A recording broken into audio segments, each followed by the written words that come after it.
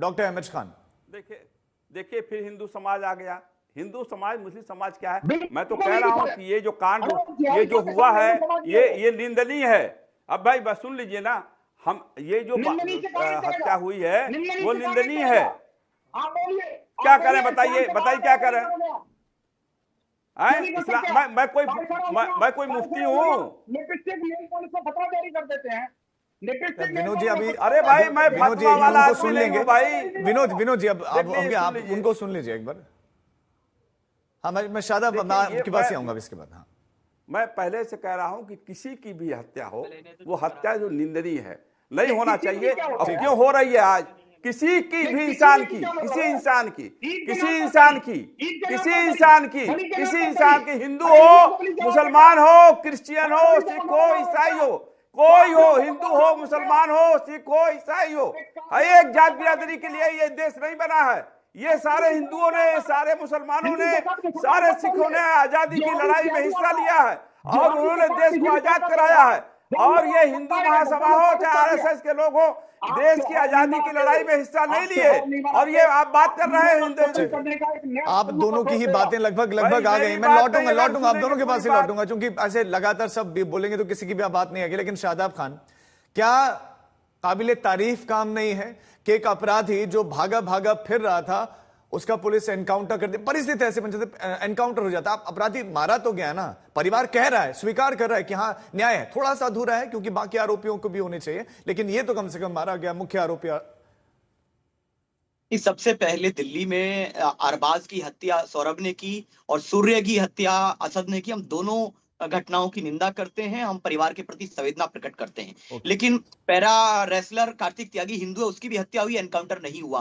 गाजियाबाद में हत्या होती है, बीपीसीएल के कर्मचारी की हत्या होती है बदायूं में, वो भी हिंदू है लेकिन एनकाउंटर नहीं होता है। लखनऊ में उनैस की हत्या होती है लेकिन एनकाउंटर नहीं होता है। गोरखपुर में, वाराणसी में हिंदुओं की हत्या हो रही है। सुन लीजिए, इस मामले में सारे एनकाउंटर थोड़ी हुए हैं। एक ही आरोपी जिसने गोली चलाई उसका एनकाउंटर हुआ है, बाकी आरोपी तो गिरफ्तार हुए हैं ना। आज ही गिरफ्तार हमने जानकारी दी भाई, इसमें फरहान, आतिफ, नवाब ये गिरफ्तार हुए हैं। नहीं बोलूंगा, आप गलत आदमी से पूछ रहे हैं, आपकी भाषा नहीं बोलूंगा। और मैं एडवोकेट हूं तो मैं न्यायपालिका के कार्य में बाधा डालने वालों का महिमा मंडन नहीं करने वाला हूं। न्यायपालिका का काम न्याय देना है। और अगर इनको इतनी चिंता है कि उत्तर प्रदेश में प्रदीप भंडारी को मैं चुनौती दे रहा हूं कि गीता पे हाथ रख करके शपथ लेकर के ये कहें कि उत्तर प्रदेश में हिंदुओं की हत्या बंद हो गई। अगर हिंदुओं की हत्या करने वाले जितने लोग हैं ये, उनका सबका एनकाउंटर कर दिया आपने। क्या अमित शाह जी के अंडर जो दिल्ली पुलिस आती है उसको आप काबिल नहीं मानते हैं कि अमित शाह जी नाकाम है और योगी जी कामयाब? यही कहना चाह रहे हैं कि दिल्ली में और सेम टाइम पे घटनाएं हुई हैं, दोनों घटनाएं सेम समय पर हुई हैं, लेकिन सिर्फ एक घटना की बात करना यह दर्शाता है कि धार्मिक द्वेष का कार्य किया जा रहा है। धार्मिक द्वेष भड़काने वाले कितने लोगों पे कार्रवाई आप करने वाले हैं?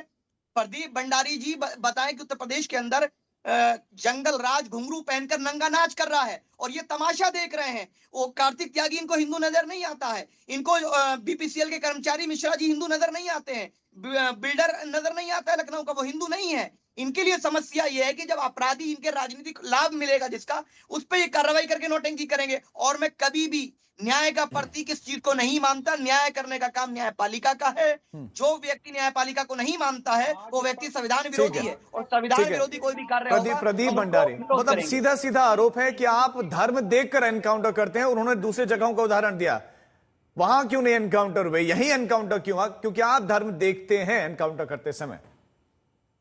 राजीव जी, मेरा निवेदन है कि मैंने आपकी बात को सुना और मैंने किसी के बीच में नहीं बोला। मेरे बीच में कोई बोलेगा तो आप उसके फेडर को कम कर दीजिए। मेरा एकदम सोच के यही होगा। बिल्कुल।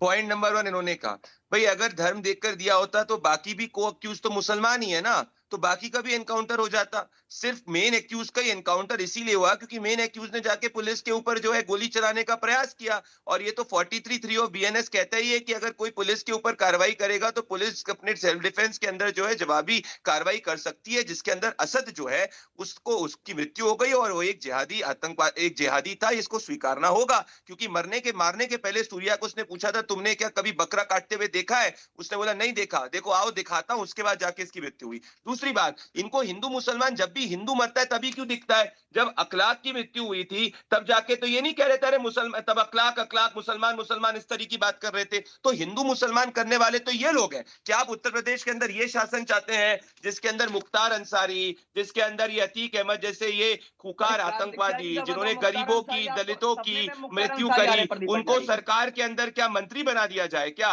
इनकी सरकारें तो ये हुआ करती थी। अब इन्होंने बात करी कानून की, सुनो कानून की बात करता हूँ शादाब शाम। ये ना कंप्लीट होने दीजिए, 30 सेकंड में कंप्लीट करिए प्रदीप। जब जनवरी 2026 को honourable chief justice of India, honourable chief justice of India ने उत्तर प्रदेश का धन्यवाद करा था, ये कहते हुए कि उत्तर प्रदेश के अंदर सबसे ज्यादा रूल ऑफ लॉ है। ये असदुद्दीन ओवैसी की पार्टी नहीं समझ सकती, क्योंकि असदुद्दीन ओवैसी को तो दिक्कत हुई थी जब जाके अयोध्या में प्रभु श्री राम का मंदिर बना था। असदुद्दीन ओवैसी को दिक्कत हुई थी जब याकूब मेनन जैसे आतंकवादी को, मुझे पता है आपकी दिक्कत ये है, आप इसके न्याय के साथ नहीं बोल सकते। आप याकूब मेनन के लिए अरे हिम्मत है शादाब, अगर सवाल हो गया है तो जवाब तो सुन लीजिए ना। टॉप 10 अपराधी कौन है बता देंगे प्रदीप भंडारी। हथियारों की देने वाले हैं आप। मैं बताता हूं। धनंजय सिंह कौन है? आपका दोस्त है। मैं बताता हूं। धनंजय सिंह कौन है? सवाल पूछ के प्लीज खामोश भी तो हो जाए, सुनेंगे भी ना। एक करके बोलेंगे, दूसरे मेहमान भी है। हाँ, प्रदीप भंडारी कंप्लीट 30 सेकंड में जवाब दीजिएगा बस। ये बहुत बचकानी और इलॉजिकल और गैर कानूनी बात है। कोई 10, 20, 30 नहीं होता। अपराधी अपराधी होता है, माफिया माफिया होता है। एक का भी कोई मर्डर करता है उसके ऊपर कानूनी कार्रवाई होती है। और अगर आप पुलिस वाले के ऊपर हमला करोगे तो पुलिस वाला 43(3) के अंदर जरूर जवाबी कार्रवाई के अंदर जो है एनकाउंटर कर सकता है। वो दिन गए कि पुलिस वालों को करते थे। अब मुझे बताओ जरा, सूर्या के परिवार के साथ कब खड़ोगे? असदुद्दीन ओवैसी कब गए? असदुद्दीन ओवैसी गए क्या? असदुद्दीन ओवैसी गए उसके परिवार के साथ? शादाब चौहान के परिवार के, अगर इसमें तो सीधा सवाल है आपसे शादाब चौहान। ठीक है, मैं प्रदीप आप ही का सवाल ले जा रहा हूँ, आप ही का सवाल। शादाब चौहान, अगर यहाँ पर जो पीड़ित है अगर वो मुस्लिम होता तो असदुद्दीन ओवैसी पहुंच जाते, लेकिन वो हिंदू है तो ना असदुद्दीन ओवैसी जा रहे हैं ना शादाब चौहान जा रहे हैं।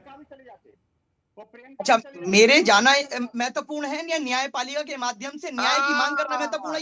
जब मुसलमान होगा तब जाने की बात आ जाएगी। मुसलमान होगा तो जाके मुआवजा दे दिया जाएगा। मुसलमान होगा तो जाके टिकट दे दिया जाएगा। दोनों की बात कर रहा है, लेकिन प्रदीप भंडारी की हिम्मत नहीं है कि वो अरबाज के आरोपियों के खिलाफ बात करे। ये हिपोक्रेसी है, क्योंकि वो हिंदू। रंजन सिंह का नाम नहीं ले सकते,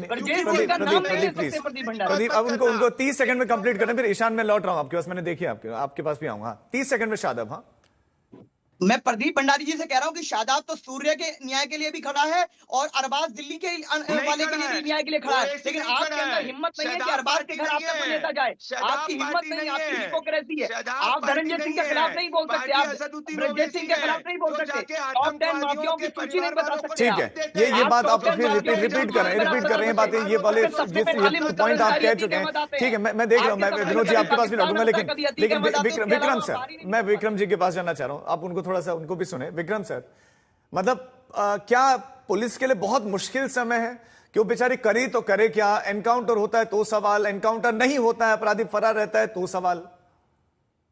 राजीव जी, पुलिस और मुश्किल जो है ये कोई कंपैटिबल है ही नहीं।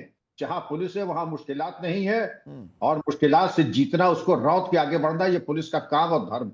ये शब्द ही जो है कंपैटिबल है। अब मैं आपको एक लफ्ज में समझा देता हूं। हमारा तकिया कलाम है जो 1861 से आज तक केस डायरी में इनकाउंटर के बाद दिखाया, हंगामाए गिरफ्तारी में मुनासिब चोट। शादाब साहब और डॉक्टर खान साहब समझ होंगे, हंगामाए गिरफ्तारी में मुनासिब चोट पहुंचा के दस्तयाब किया, गैर मुनासिब नहीं। शादाब साहब, आप वकील हैं और हमने अगर गैर मुनासिब किया है तो आपके पास ऑप्शन है, हमारे खिलाफ कत्ल का मुकदमा लिखा दें। अगर इतनी ही शौक है तो लिखा दें, ये आपका अख्तियार है और आपका अख्तियार और करना चाहिए। अगर पुलिस वाले गलती से दे दिया उन्होंने, अहमद खान साहब ने आपको।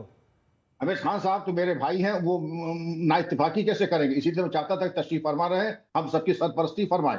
लेकिन राजीव जी, मैं ये चाहूंगा अगर पुलिस वाला गलती पे है आप मुकदमा जरूर का, ये आपका अख्तियार है। ठीक है, चूंकि समय कम है सर, मैं माफी के साथ, समय चूंकि कम है तो सबसे एक पॉइंट। विनोद जी 30 सेकंड में अपनी बात कंप्लीट करेगा, फिर ईशान आपके पास। अदालत ने मुकदमा दर्ज किया है, फर्जी एनकाउंटर साबित हुए, ऐसी कितनी घटनाएं? मैंने विनोद जी का नाम लिया है, शादाब मैंने आपके पास आया था। हाँ विनोद जी। विक्रम जी ने, राजीव जी देखिए, इस घटनाओं से इस घटना को जोड़ना बिल्कुल बेमानी है, क्योंकि ये घटना एक्सक्लूसिवली इस्लाम के मानने वाले ने इस्लामिक पर्व पर और बाकायदा कुर्बानी का नाम लेके की है। इसका मतलब साफ साफ है कि ये पहले गाय की कुर्बानी चाहते थे, अब ये सारे के सारे काफिरों की कुर्बानी करेंगे। ठीक जो है समाज की ईशान, कुर्बानी करेगा, ईशान जो समय कम है सर, समय बहुत कम है, सबसे एक रिएक्शन लेना चाहता हूँ। ईशान, किसी भी कीमत पर समाज बर्दाश्त नहीं करेगा, नहीं तो आप मत उकसाइए, समाज को उकसाने का प्रयास मत करिए, और अपराधी को बचाने का दुस्साहस मत जानकारी करिए। नहीं है तथ्यों की, बोल लीजिए आप। और ये आपके चैनल का प्रयोग कर रहे हैं। मर्डर केसेस का जिक्र किया, लेकिन उसमें प्रदीप भंडारी और विनोद बंसल कुछ नहीं बोले। मैंने कई सारे ऐसे केसेस बताए जहां पे ऐसा कोई कार्रवाई नहीं हुई, जहां पे बीजेपी के नेता भी इन्वॉल्व थे, जहां पे बीजेपी के कार्यकर्ता इन्वॉल्व थे, लेकिन कोई कार्रवाई नहीं हुई। मैं आपको एक छोटा सा आंकड़ा और दे देता हूं। सुमित मैं नेशनल ह्यूमन राइट्स कमीशन ने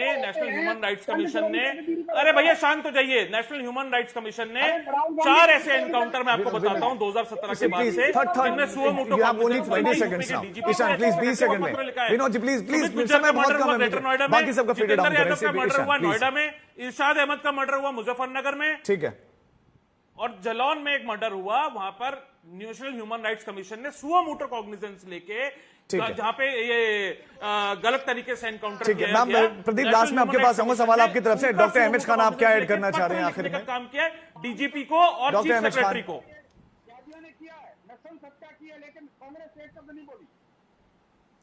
और ये विनोद बंसल जो बार बार बीच में बोल रहे हैं, डॉक्टर अहमद खान तक भी स्वागत करते हैं रेप। अरे मुझे बोलने की तो दीजिए, आवाज तो बंद कराइए इनकी, हम कैसे बोलेंगे? अच्छा ठीक है, बोलिए, आपकी आ रही है आवाज, आ रही है, आप बोलिए। नहीं, मैं तो कह रहा हूं कि ये देश, ये प्रदेश, ये संविधान के हिसाब से चलेगा। माननीय विक्रम सिंह जी बैठे हैं, साफ साफ बात उन्होंने कह दी, किसी के हजम नहीं हो रही है। सब अब जो आईपीएस अधिकारी है वो बोल रहे हैं, आईपीएस अधिकारी विक्रम सिंह जी बोल रहे हैं कि कैसे प्रदीप लास्ट 10 सेकंड प्रदीप, और जितनी भी हत्याएं हो रही है, किसी की हत्या हो रही है संविधान के हिसाब से ही चल रहा है, तभी अपराधियों के घर बुलडोजर चल रहे हैं जो पुलिस वाले।